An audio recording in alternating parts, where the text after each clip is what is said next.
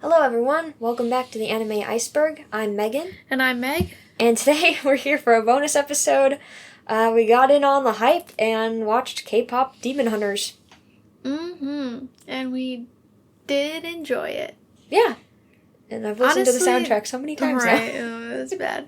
Honestly, it feels like, I don't know, like I feel like there hasn't been a lot of good animated movies recently, like coming out of like Hollywood, and this is one of them, and it felt like it used to feel. Yes. I guess where you're like, it's like a simple concept and like just a really fun watch. Yeah, and great animation because it's the same people who did Spider-Verse, which Sony Pictures, like their animation studio, it hasn't become a corporation that just focuses on business, because that's what happens to a lot of creative studios sometimes, is you get focused on the money making and the business side of things and you lose some of the creativity.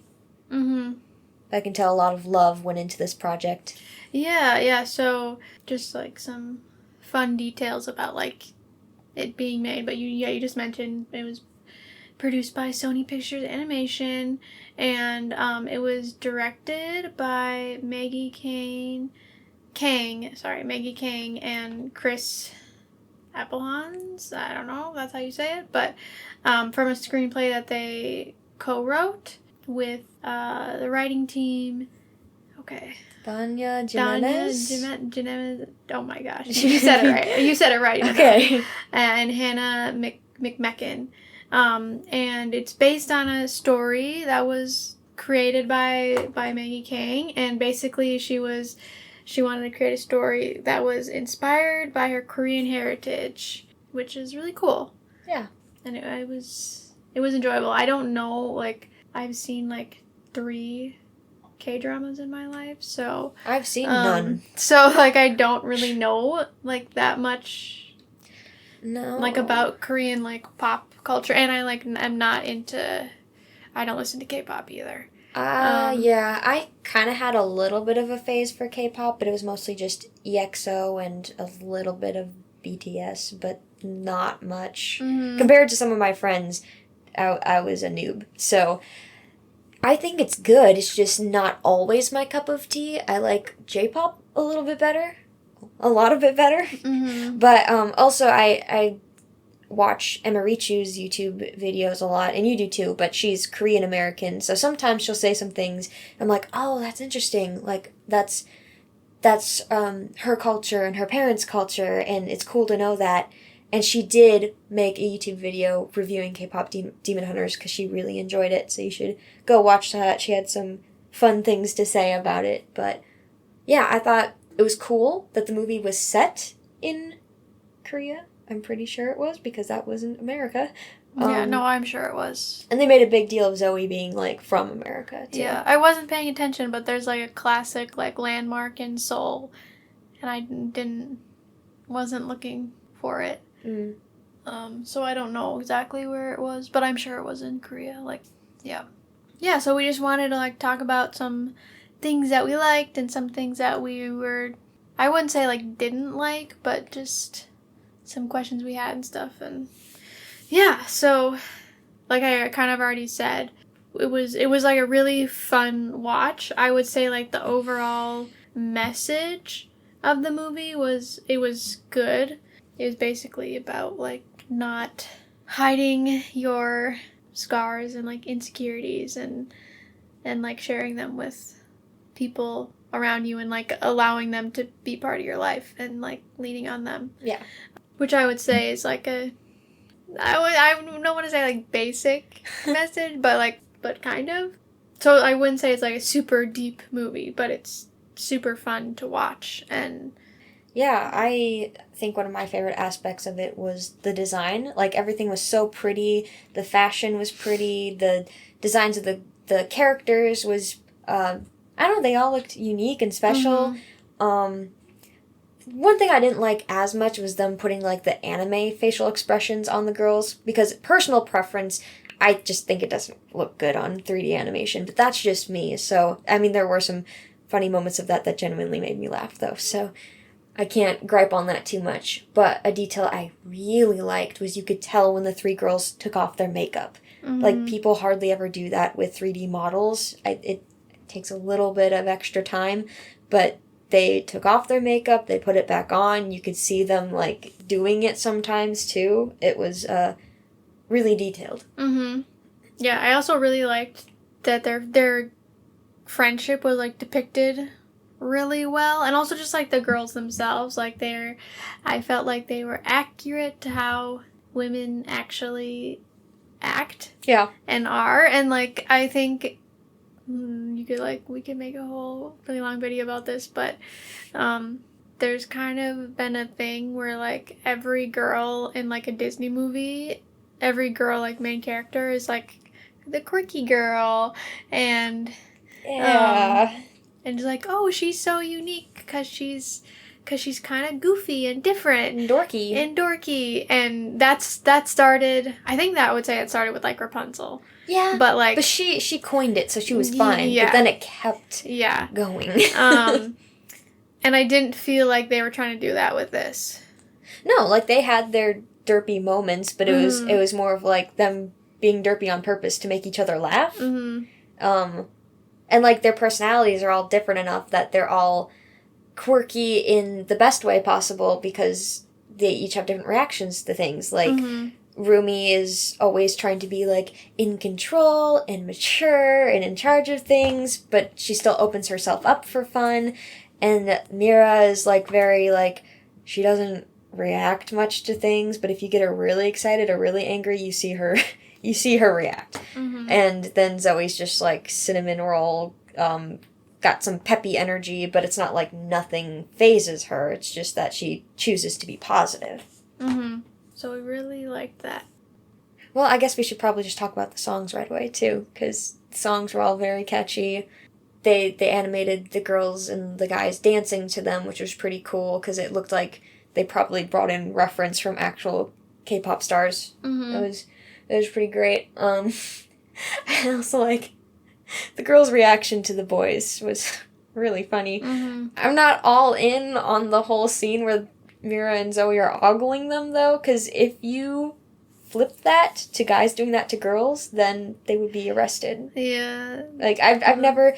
To give an example from another movie, I didn't exactly enjoy Turning Red, but I did watch it, and there's a scene where these three middle school girls are looking at a guy behind a store counter, and they're just going, ooh, yeah. And I'm like, sweetheart, you are, what, 12, 13? You can't be, like, making those faces at him. That is creepy and kind of wrong, and you're objectifying him, just like girls hate being objectified by men. So, it can happen the other way. So that scene, it was mostly funny, but it borderlined on the, oh boy, you better be careful, you guys.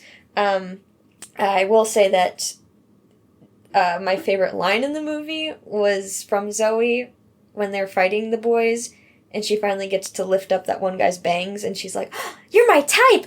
Oh well, and just stabs him. Mm-hmm. That was funny. And I also liked her derpy laugh when the guy sat down next to her, like, they're not gonna sway me, and he sits down, oh. Because, those kinds of reactions, those are cute. The guys themselves, unique designs, I guess kind of accurate to how K-pop boys dress, but I don't think Yeah, well, I'll get to that later, but... Yeah. Another thing that I like, we both liked, is that, like, the two main characters that, like, the story was about, like, they didn't actually end up together. Yeah. And I kind of liked that, like, unique twist. Because I feel like it always happens where, like, the guy or girl or whatever sacrifices themselves, and then it's like, oh, wait, they didn't actually die. Or here's a loophole, and they can come back somehow. Yeah. And that's, I mean, okay, if they make another one, maybe they'll ruin it. Well, he's a sword now, so... Yeah, but, like, got him with her. Yeah, it's, like, his human form is gone. Yeah. It's probably for the best, considering he lived 400 years ago. Mm-hmm. And, like, he had his time, and he got his redemption, so I think to let him go would be for the best. And if nothing else, Rumi's experienced those feelings of being super close to someone like that. But, mm-hmm. yeah. I will say within some manga that I've read, so this is Japanese culture, but maybe there's some correlations because, you know, like Asian culture, there are lots of stories where a character can turn into a sword and be wielded by another character. So maybe with Rumi having Jinyu as a sword, it could be like somehow she can still communicate with him. But I would hate for that to hold her back from, you know, finding a guy and falling in love in the future. I also saw this great meme where it's like, my first boyfriend turned into a sword. Yep, I saw That's that rough, one. buddy. Yep, I saw that one. Yeah, so those were all the things that we really enjoyed about it. I don't know, I would say, like I said earlier, like, there's not anything that we necessarily, like, disliked about it. And I would say, like, a lot of the problems or questions that we had, like, really had to do with it being a movie and, like, an hour and a half long. Yeah. And not so much that, like, oh, they messed this up. But we were, like, really curious, like, what the lore was, like, where, like, what happened to all the people that, like, had their souls stolen? Like, were they actually dead, or did they disappeared? They couldn't find any bodies. Yeah, or did they get turned into demons, or like when they defeated, I don't remember what the head guy's name was, but like when they defeated him, did they all suddenly reappear? Like, they just, like, didn't answer that. And also, like, where that thing came from, and, like, obviously, like, Jinyu was like, he had memories and he knew that he was human. Yeah. But, like, none of the other demons, like, we never saw anything like that. I don't know if they were all like, yeah, we all want to be freed from this guy, or nah, they were, like, all in on the evil scheme. Like, I don't know. And they didn't really answer that. Would have been cool if all the Sajra boys were like Jinyu and used to be human. So. Yeah. Yeah, and then also we were wondering, like, Rumi, like, had that thing with her adopted mom who was, like, hiding. Honestly, like, it kind of reminded me of, like, Kyo and his mom. Yep. People were also making comparisons to Mother Gothel because there's that scene where she was brushing her hair at the beginning of the movie. Yeah. And, like, we didn't see, like, did she resolve things with her? Or was it kind of, like, now the relationship is broken? That would be too bad, because she does care about her. No, she does. It's just, like... misguided information. Yeah, exactly. We also were sad that, like, we didn't get, like, any of the other Sajra boys' backstories. Yeah. Like, they were just there. Yeah. Like, that was it. Like I said, were they human? Were they just demons? Did they have... They have their own free will, right? Yeah. Yeah, I have no idea. I also just felt like it could... Like, actually, before I watched the movie, I genuinely thought it was, like, a TV series. It was for, like, a month, I thought that. And then it's like, oh, wait, it's just a movie. And I think it could be it could have been a TV series. Because then they could have gotten into all the lore and the other Sajra boys' backstories. Yeah. And on that note, sorry, I have to interject because I just looked this up. Because I'm like, the other Sajra boys were stereotypes of K-pop band members and what their characteristics, like what fans define them as. Which I know that was like subtle commentary on the industry, which was smart. But also, they didn't get actual names, which kind of bothered me because Jinnyu's the only one who did. But his name means truth and friend or universe. So it kind of fits. So I'm wondering what the other boys could have been named. Also, Jinyu is often a romanization of Jinwoo. Oh. Song Jinwoo. Yeah. I know that name. Interesting. And yeah, obviously his name was important. Yeah, and then this was just kind of, I don't know if it's just a me thing, but it really bothered me that, like, they didn't take a break. Yeah. Like I get, like, the first time Rumi was just like, oh, we gotta finish this up, and, you know, we're so close. Complete the whole movie. But then, like, at the end, when they're like, oh, let's take a break, and then they're like, oh, let's not take a break. And I think that's, to me, I was like, no, it's actually so important to do that. They're like, and do it for the fans. I was like, no, the fans need you to take a break, you That's guys. not a good message. No. But, yeah, that's a little nitpicky thing. I thought it was sweet, though, that they were so, like, driven by their goal, that they're like, we're gonna become pop stars. We're not doing it for fame. We're not doing it for fortune. We're doing it to protect people. Mm-hmm. And that's why they work so hard. Oh, here's my critique, though. So, the Saja boys. They looked good, but I think they look better as demons. I wasn't the biggest fan of all of their designs. That might have been the point, though. It's just, again, over-exaggeration of K-pop culture. But I don't think... The girls looked great, but I don't think the boys had good proportions in their designs. Like, I think their legs were too skinny. It looked like they couldn't hold them up. Also, some of their hair, I don't know. Yeah, their hair is pretty bad. Jinu and Baby were okay, because their hair actually looked like real styles people could have. And Abby, too. His was just short, but, like, the other two... Yeah, it was pretty bad. Yeah, but maybe that was the point. Yeah. They're like, oh, they look ridiculous. And they are, and it probably is because they're not of this world. Like, they're not supposed to look totally normal. Right. But yeah, and I think the last thing that we have is that things, like, definitely were, like, rushed at the end of the movie. Like, the whole story is about, like, Rumi and her marks and how, like, concerned she is about her friends finding out about them. And then they find out about them, and then, like, 5 minutes later, she's forgiven. And, like, then it's the end of the story. So it was just, like, and then, like I said, we didn't get to find out what happened to all those people that had their souls stolen. Yeah. And just like, overall... Even if they had added, like, 10 more minutes to the movie, like, they maybe could have resolved some of those things. But it was still a fun watch, and if you just don't think about it too hard, you'll have a good time. Yeah, those were all our main comments, but of course we have our favorite characters and songs and everything. You wanna, who were your favorites? My favorite character overall was probably Zoe.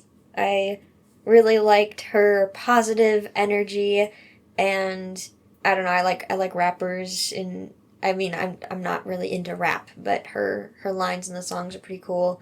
And on that note, my favorite of the Saja boys was Baby, because he's also the rapper, but also because he's a cardigan boy. So, yeah, and then Meg had asked me before, like, what's your theory about if he was a human, what was he like, or what's his tragic backstory? And what I came up with was he was a human and he was a poet. He wasn't appreciated in his time and fell into poverty. The demons got in his head telling him he didn't have what it took, and he resisted for a time but then gave in when things got too hard, and he gained success after he, made a deal with the Demon King, whatever that guy's name was.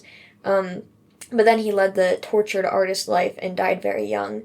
So I think he goes along with Jinu's plan because he has a chip on his shoulder, but he also kind of wants to be an artist again. A poet through rap.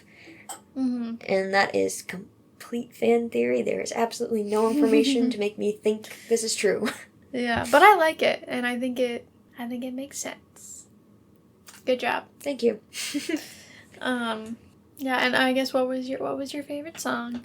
Probably Golden. Proudest moment of my life was hitting that high note when I was driving in the car.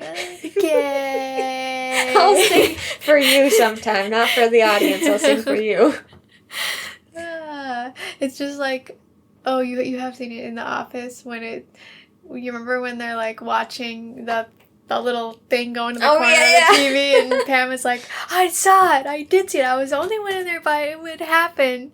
And Shaman's like, sure. Yeah. Anyway, I don't know that I honestly really have a favorite, but, like, if I had to choose, I did really like Jinu and Rumi. Like, I like their story, and also they're the characters that we, like, learned the most about. Yeah. Yeah, and I thought he was, like, the one Saja boy that, like, did look good. So. Well, I saw what his voice actor / singer looks like, and I'm like, that looks like him. So that was pretty cool. Nice. Yeah, and then my favorite song, such a horrible message, but I did like Your Idol, and I really liked their dance and their outfits when they were doing it. It's very sinister, but like, I mean, I think the fact that it's not overly flashy like the other songs helps. Mm-hmm. Yeah. Yeah. So that was our thoughts on K-pop Demon Hunters. Let us know if you have any other thoughts or opinions or fun facts to share. Be happy to share them on our podcast. We will be back next time with our regular episode. Yep. Bye. Bye.